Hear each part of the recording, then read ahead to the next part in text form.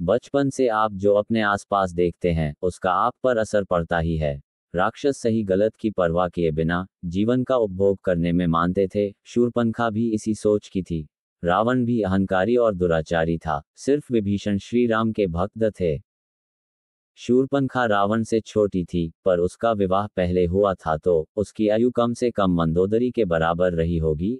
अब ये सोचिए कि मंदोदरी का पुत्र मेघनाद खुद विवाहित था तो शूर्पणखा कोई युवती तो नहीं ही थी, अधेड़ उम्र की महिला थी।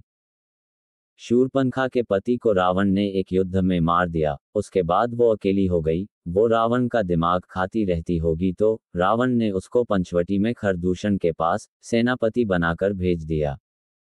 मुझे नहीं लगता शूर्पणखा और रावण में भाई बहन वाला कोई बहुत प्यार होगा, बल्कि वो रावण से नफरत ही करती होगी। उसकी गृहस्थी उजाड़कर रावण अपने परिवार के साथ रहता था तो गुस्सा स्वाभाविक लगता है।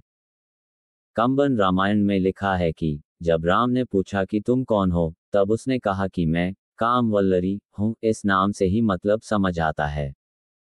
जब राम ने उससे कहा कि मेरी तो शादी हो गई पर लक्ष्मण अकेले हैं तो तुरंत उनके पास चली गई। प्रेम की एक निष्ठा होती है, ये तो सिर्फ शारीरिक सुख चाहती थी, प्रेम वगैरह कुछ नहीं था। राम से प्रेम होता तो तुरंत लक्ष्मण के पास न पहुंच जाती। वो लक्ष्मण के पास पहुंच गई, फिर उनके मना करने पर उसको माता सीता दिखी, फिर सीता को मारने दौड़ी तो नाक कान काट दिए गए। उसको पता था सुंदर स्त्रियां रावण की कमजोरी हैं। उसने रावण को जाकर ये कहा कि सीता जैसी सुंदरी तुम्हारी रानी बनने लायक है। नाक कटने की दुहाई पर रावण तुरंत कुछ नहीं करता।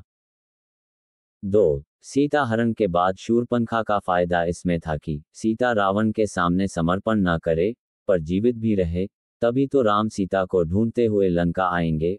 उसने सोचा होगा कि अगर राम लंका आ गए और रावण से हार कर बंदी हो गए तो वो राम से शादी कर पाएगी और रावण सीता से जबरदस्ती कर लेगा। अगर युद्ध में रावण मारा गया तो शूर्पणखा का बदला पूरा हो जाएगा।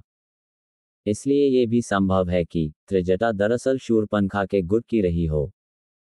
असुरों में स्त्रियां भी योद्धा होती थी। ताड़का एक छोटी सेना की सेनापति थी, लंका की चौकीदार लंकिनी थी। ऐसे ही शूर्पणखा भी योद्धा होगी। रावण को शूर्पणखा से थोड़ा खतरा तो लगा होगा, इसलिए उसको लंका के बाहर भेज दिया।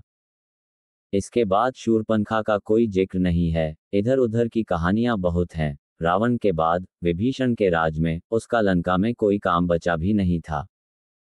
मैं आशा करता हूं कि यह वीडियो आपको अच्छा लगा होगा। यदि यह वीडियो अच्छा लगा हो तो लाइक करें, शेयर करें तथा मेरे चैनल को सब्सक्राइब करें। बेल आइकॉन दबाएं। वीडियो देखने के लिए आपको दिल से धन्यवाद।